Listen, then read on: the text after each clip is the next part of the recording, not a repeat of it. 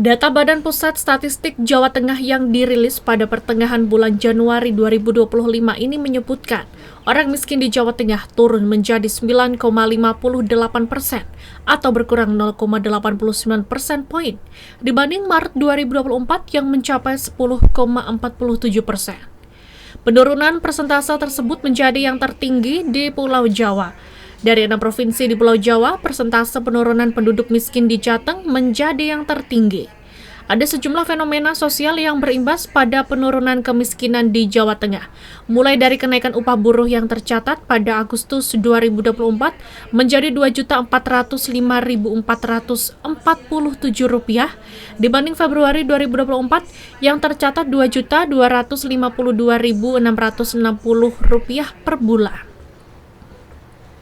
Iya, karena kalau kita lihat tadi ya Bu, meskipun kita tercatat 9,58% gitu ya, tadi Jogja juga masih tercatat 2 digit, ya, 10,4 gitu ya.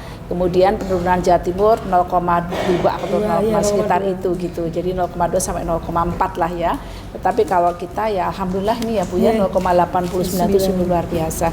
Tentu dengan tadi disebutkan dengan peningkatan pendapatan dan pengurangan beban pengeluaran untuk penduduk miskin seperti itu. Sementara PLH Sekda Jateng Emma Rahmawati menyambut positif rilis BPS yang menyebut hal tersebut sebagai pelecut kinerja bagi Pemprov Jateng untuk lebih menyejahterakan masyarakat. Yang jelas pengurangan beban masyarakat miskin melalui bantuan-bantuan sosial ya.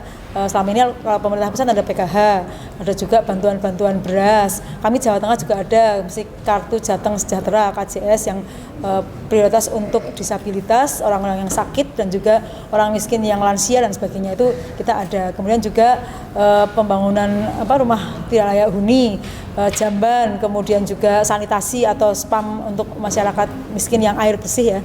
Itu kemudian listrik itu tinggal sedikit sekali kita listrik yang penduduk miskin yang belum punya listrik tinggal ratusan lah, nggak sampai ribuan, itu tinggal sangat sedikit.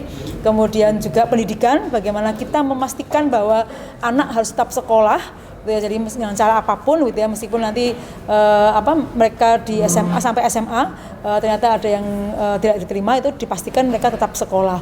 Jadi yang tidak sekolah tinggal sedikit karena mereka juga terpaksa bekerja ya di Jakarta dan sebagainya sehingga tidak bisa dijangkau. Juga kemudian dari sisi ekonomi kita ada pemberdayaan ekonomi melalui Dinas Perindak, Koperasi, kemudian Dinas Tenaga Kerja, itu ada pelatihan-pelatihan, ada bantuan modal bersama dengan Basnas untuk modalnya dan alhamdulillah beberapa juga mengalami peningkatan dari sisi usaha.